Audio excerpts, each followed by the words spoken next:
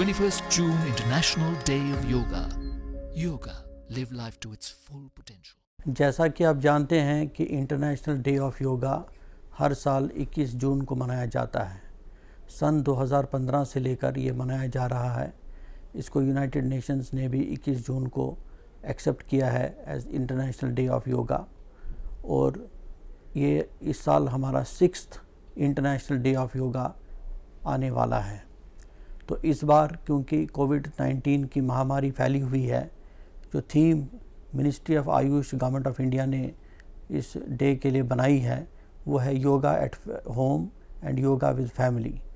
तो हम ये इसमें एडवाइस ये दी गई है कि कोई मास गैदरिंग्स नहीं हो जिसमें महामारी के फैलने का इम्कानात हों।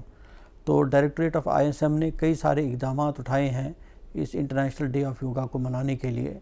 उसमें सबसे पहला ये है कि ट्रेनिंग सेशंस टीवी पर चलाए जा रहे हैं, डिफरेंट चैनल्स पर 15 मिनट के वीडियो, 30 मिनट के वीडियो, रेस्पिरेटरी हेल्थ पर, इम्यूनिटी बूस्टिंग पर, लाइफस्टाइल डिसऑर्डर्स पर, मेंटल हेल्थ पर, इस पर वीडियोस चलाए जा रहे हैं।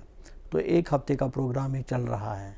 तो ये एक हिसाब से अगर समझा जाए तो ये पूरा एक वीक मनाया जा रहा है, इंटरनेशनल योगा वीक 14 तारीख से लेकर, और ये वीडियो चलाना शुरू हो चुका है।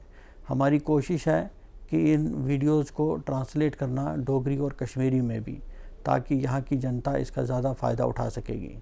तो इसके अलावा डिजिटल प्लेटफॉर्म्स को यूज़ किया जा रहा है।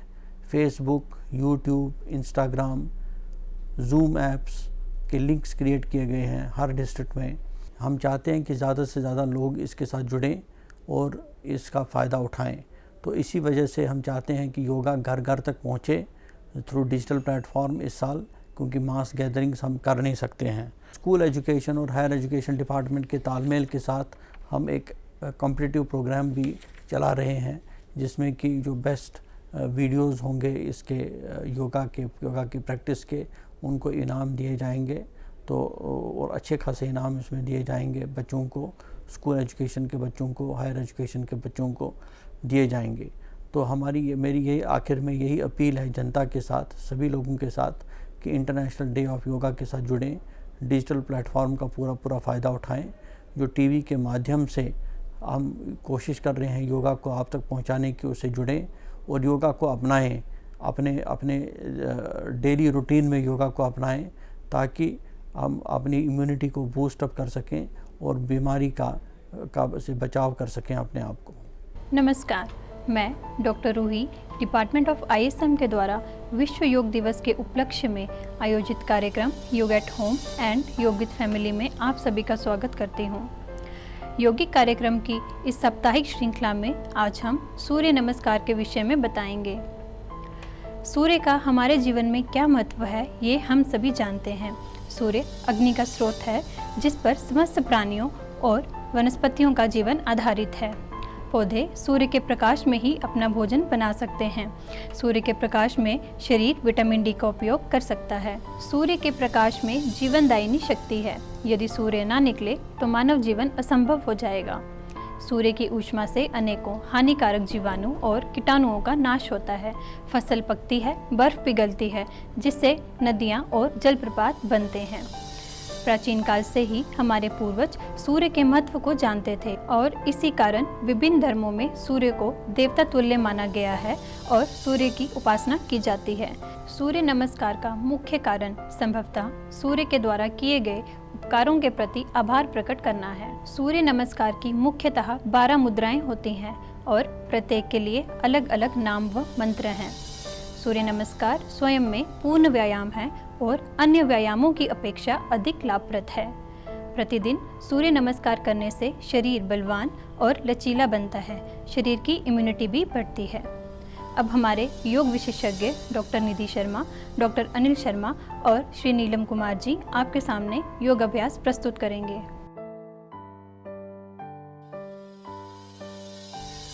सूर्य नमस्कार के अभ्यास से पूर्व सूक्ष्म योगिक क्रियाओं का अभ्यास करेंगे।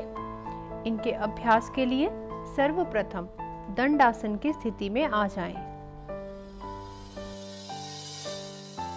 अब ध्यान पैरों की उंगलियों पर रखते हुए उंगलियों को आगे झुकाएं, फिर पीछे झुकाएं।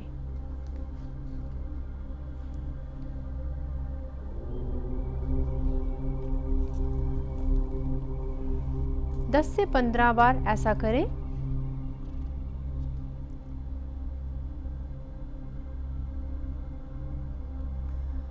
अब पैरों के पंजों को टखनों के जोड़ों से आगे और पीछे की तरफ झुकाएं।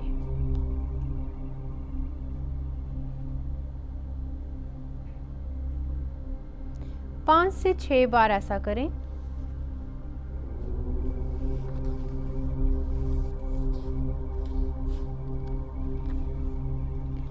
अब दोनों पैरों को टखनों से वृत्ताकार घुमाएं। 3 बार घड़ी की सुई की दिशा में और 3 बार घड़ी की सुई की विपरीत दिशा में घुमाएं। ऐसा करने से पैरों की संधियों को लचीलापन मिलता है और रक्त संचार सुचारू रूप से संचालित होता है।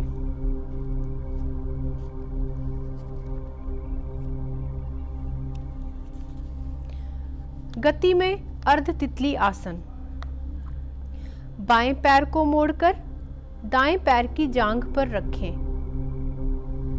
दाएं हाथ से बाएं पैर के अंगूठे को पकड़कर रखें ताकि आगे पीछे ना हो, एवं बाएं हाथ से बाएं पैर के घुटने को पकड़ें। अब बाएं हाथ से घुटने को जमीन की तरफ दबाएं और फिर घुटने को वक्षस्थल की ओर उठाएं। इस क्रिया को बार बार इस प्रकार करें कि घुटना जमीन को छूने लगे।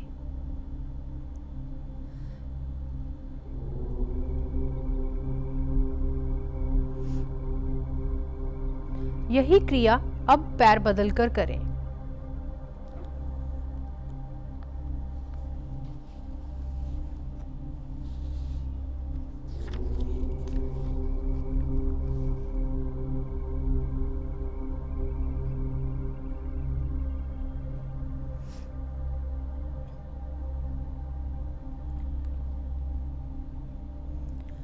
अब अपनी मूल अवस्था में वापस आ जाएं।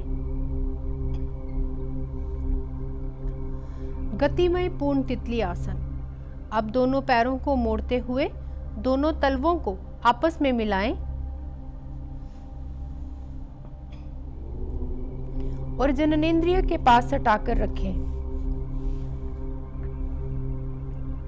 दोनों जांघों को ऊपर नीचे पहले धीरे धीरे फिर कुछ तेजी से जमीन से स्पर्श कराने की कोशिश करें। तितली आसन के अभ्यास से नितंब में बढ़ी हुई अनावश्यक चर्बी कम होती है, वायु प्रकोप शांत होता है, पाचन तंत्र को स्थायित्व प्रदान होता है।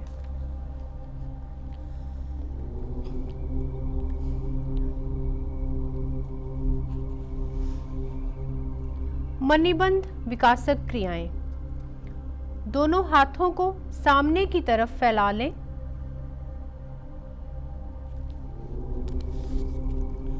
ऊंचाई कंधे के समकक्ष रखें। अब अंगूठे को अंदर करें और उंगलियों को कसकर बंद करें।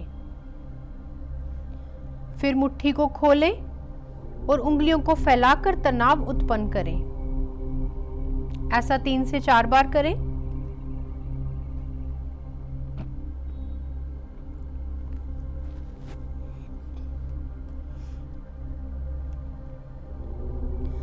अब हाथों को आगे फैलाते हुए सामने की ओर ताने, हथेलियां खुली परंतु उंगलियां आपस में सटी हुई हों। मणिबंध के जोड़ से यानी कि रिस्ट जॉइंट से पूरे पंजे को ऊपर की तरफ करते हुए अपनी तरफ तनाव दें। अब हथेलियों को नीचे की तरफ करते हुए पुनः अपनी तरफ तनाव दें। ऐसा 3 से 4 बार करें।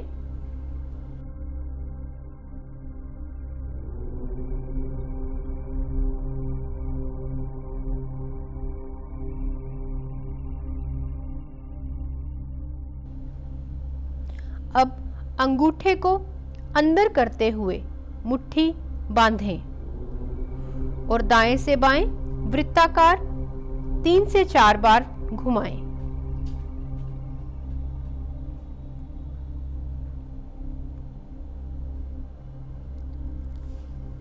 अब बाएं से दाएं यही क्रिया 3 से 4 बार करें।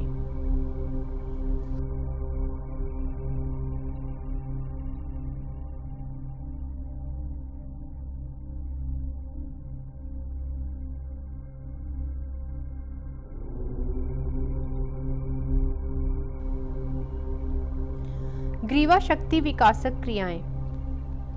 श्वास को बाहर निकालते हुए सिर को धीरे धीरे आगे की ओर झुकाएं और ठोडी को वक्ष पर स्पर्श कराने की कोशिश करें। श्वास को अंदर लेते हुए सिर को जितना पीछे ले जा सकते हो पीछे ले जाएं। इस विधि को 2 बार दोहराएं।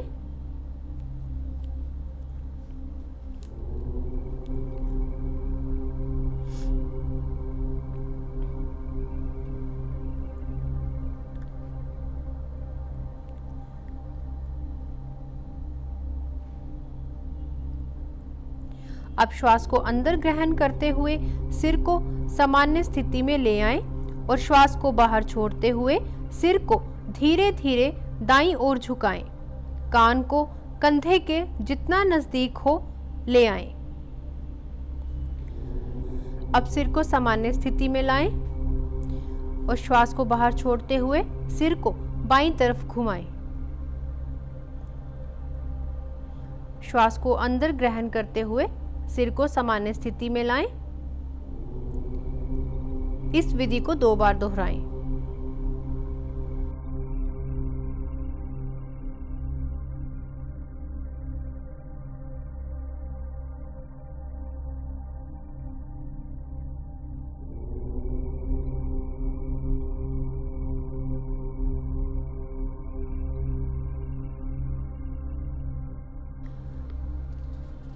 अब सिर को आराम से दाईं ओर घुमाएं जिससे ठोडी और कंधे एक सीध में हो जाएं। श्वास को अंदर लेते हुए सिर को सामान्य स्थिति में लाएं। इसी प्रकार श्वास को बाहर छोड़ते हुए सिर को बाईं ओर घुमाएं और श्वास अंदर लेते हुए सिर को सामान्य स्थिति में लाएं। इस विधि को 2 बार दोहराएं।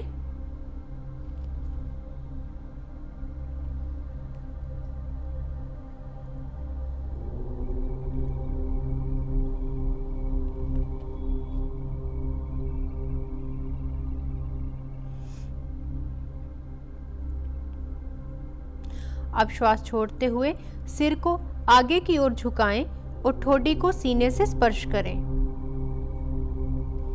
श्वास को अंदर लेते हुए सिर को धीरे धीरे घड़ी की सुई की दिशा में घुमाएं तथा वापस लाते समय श्वास को बाहर छोड़ें। तत्पश्चात ग्रीवा को घड़ी की विपरीत दिशा में घुमाएं और श्वास को छोड़ते हुए इसको वापस ले आएं। इस विधि को 2 बार दोहराएं।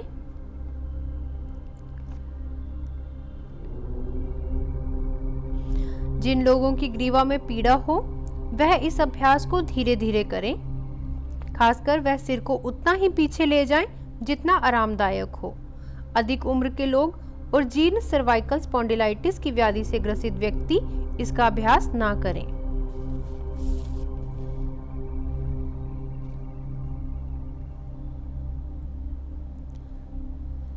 स्कंद चालन क्रियाएं। बाएं हाथ की उंगलियों को बाएं कंधे पर रखें और दाएं हाथ की उंगलियों को दाएं कंधे पर रखें। अब दोनों कोहनियों को पूरी तरह चक्राकार घुमाएं। कोहनियों को वक्ष स्थल के सामने स्पर्श कराने की कोशिश करें। आगे से पीछे की ओर इस क्रिया को घड़ी की सुई की विपरीत दिशा में भी दोहराएं।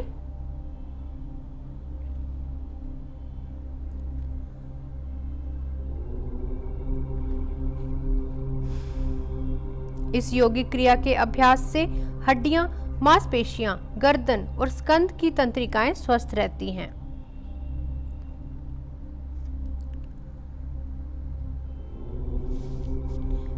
योगासन। दोनों हाथों की उंगलियों को आपस में फंसाएं और श्वास भरते हुए दोनों भुजाओं को सिर के ऊपर ले जाएं। थोड़ी देर इस अवस्था में रुकें। अब श्वास छोड़ते हुए अपनी मूल अवस्था में वापस आ जाएं और विश्राम करें।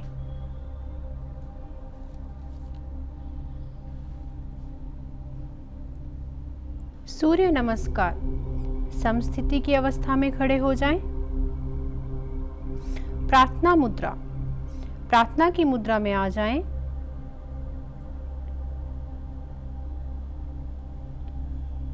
पूरे शरीर को शिथिल कर दें एवं आगे के अभ्यास के लिए तैयार रहें। प्रार्थना मुद्रा को नमस्कार मुद्रा भी कहते हैं।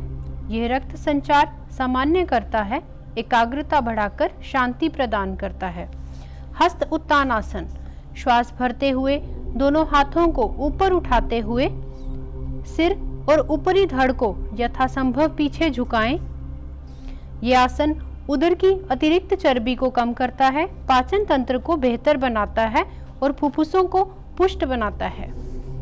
पाद हस्तासन। श्वास छोड़ते हुए सामने की तरफ झुकते हुए दोनों हाथों को पैरों के बगल में स्पर्श करें। ये उदर की चर्बी कम करता है, कब्ज नाशक है, मेरुदंड को लचीला बनाता है और रक्त संचार तेज करता है। अश्व संचालन आसन। अब बाएं पैर को जितना पीछे ले जा सकते हैं ले जाएं और बाएं घुटने एवं पैर के पृष्ठ भाग को जमीन से स्पर्श कराएं। दाएं पंजे को अपनी ही जगह पर दृढ़ रखते हुए घुटने को मोड़ें। हथेलियां एवं दाएं पैर का पंजा एक सरल रेखा में ही रखें। अब सिर पीछे की तरफ उठाएं। ये मेरुदंड को लचीला बनाता है और पाचन तंत्र में रक्त संचार बढ़ाता है। पर्वतासन। श्वास छोड़ते हुए शरीर का वजन दोनों हाथों पर स्थिर करते हुए दाएं पैर को सीधा करके बाएं पैर के पास रखें। सिर को दोनों भुजाओं के बीच लाएं। एड़ियां जमीन से ऊपर ना उठे और घुटनों की तरफ देखते हुए पैर और भुजाएं एक सीध में रखें। ये आसन रक्त संचार को बढ़ाता है और मेरुदंड सशक्त करता है। अष्टांग नमस्कार आसन। घुटने मोड़ते हुए शरीर को जमीन की तरफ इस प्रकार से झुकाएं कि दोनों पाद, पृष्ठ, घुटने, छाती, हथेलियां एवं ठोडी जमीन का स्पर्श करें। नितंब व उदर प्रदेश जमीन से थोड़े ऊपर उठे रहें। यह छाती और फेफड़ों को शक्ति देता है, पैरों और हाथों की मांसपेशियों को मजबूती देता है। भुजंग आसन। श्वास भरते हुए शरीर के अगले हिस्से सिर, छाती और कमर भाग को ऊपर उठाते हुए सिर तथा गर्दन को पीछे की तरफ झुकाएं। यह रक्त संचार बढ़ाता है। दमा, bronchitis, cervical spondylitis, slip disc रोगियों के लिए लाभकारी है। पर्वतासन। शरीर के नितंब वाले भाग को ऊपर उठाते हुए पैरों के पंजों को जमीन पर स्थापित करें। पैरों के पंजे आपस में मिले हुए हों। दृष्टि नाभि की तरफ रखें।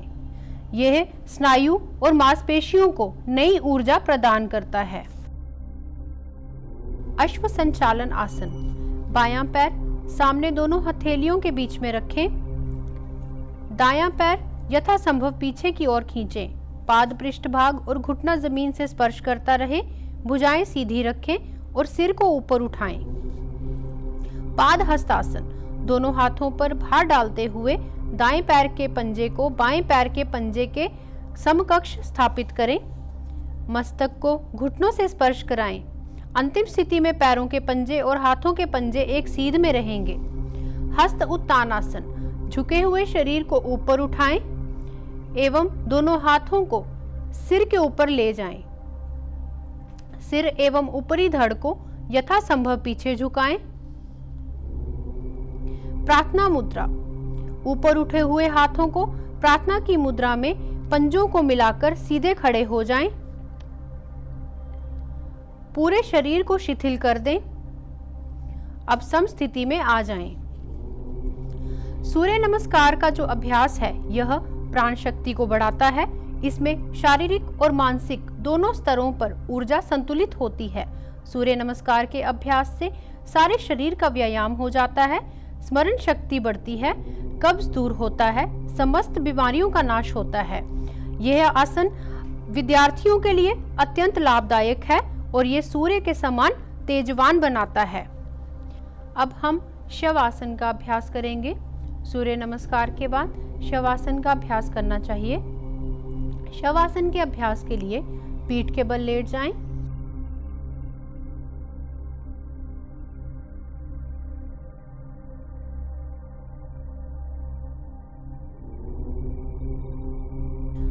हाथों को दोनों तरफ कमर की बगल में रखें। हथेलियां आकाश की तरफ अध खुली रखें।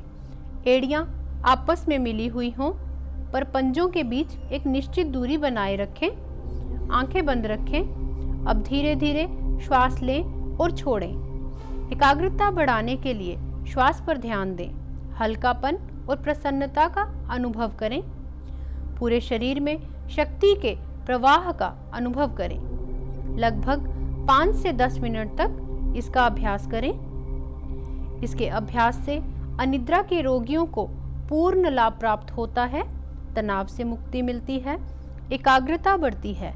इसके नियमित अभ्यास से उच्च रक्तचाप वालों को लाभ प्राप्त होता है।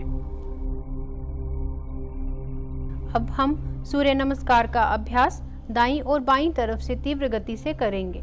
प्रार्थना मुद्रा, हस्त उत्तानासन, पाद हस्तासन, अश्व संचालनासन, पर्वतासन, अष्टांग नमस्कारासन, भुजंगासन, पर्वतासन, अश्व संचालनासन, पाद हस्तासन, हस्त उत्तानासन, प्रार्थना मुद्रा। हस्त उत्तानासन, पाद हस्तासन, अश्व संचालनासन, पर्वतासन, अष्टांग नमस्कारासन, भुजंगासन, पर्वतासन, अश्व संचालनासन, पाद हस्तासन, हस्त उत्तानासन, प्रार्थना मुद्रा। मार्जारी आसन। सर्वप्रथम वज्रासन में बैठ जाएं। अब घुटनों के बल खड़े होते हुए दोनों हाथों के पंजों को जमीन पर इस प्रकार रखें कि उंगलियां सामने की तरफ हों और हाथ की कोहनियां सीधी हों। अब श्वास लेते हुए मेरुदंड को नीचे झुकाएं और गर्दन को ऊपर की तरफ करें। अब ठीक इसके विपरीत श्वास छोड़ते हुए मेरुदंड ऊपर ले जाएं और गर्दन नीची करते हुए ठोडी को छाती से स्पर्श कराएं। इस प्रकार ये एक आवृत्ति पूर्ण हुई। अब इसका पुनः अभ्यास करें। ये आसन कब्ज को दूर करता है, पेट की अतिरिक्त चर्बी को कम करता है। यह कमर, मेरुदंड एवं गर्दन को सुगठित करके लचीला एवं निरोग रखता है। यह फेफड़ों को भी पर्याप्त लाभ देता है।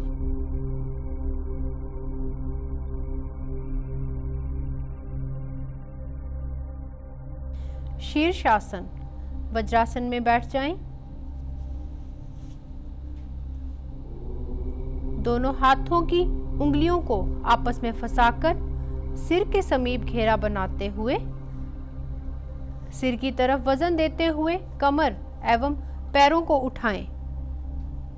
शरीर का पूरा भार सिर के अग्रभाग पर रखकर संतुलन बनाएं और पैरों को आकाश की तरफ तान दें। थोड़ी देर इस अवस्था में रुकें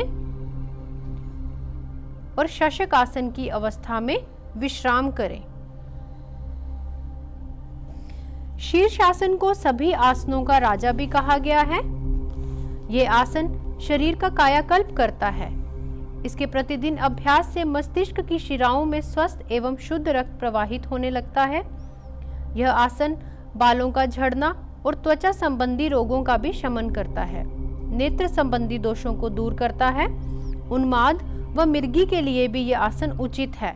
दमा व क्षय रोगों को भी नियमित अभ्यास से दूर किया जा सकता है। समस्त मानसिक विकारों में यथासंभव लाभ भी मिलता है।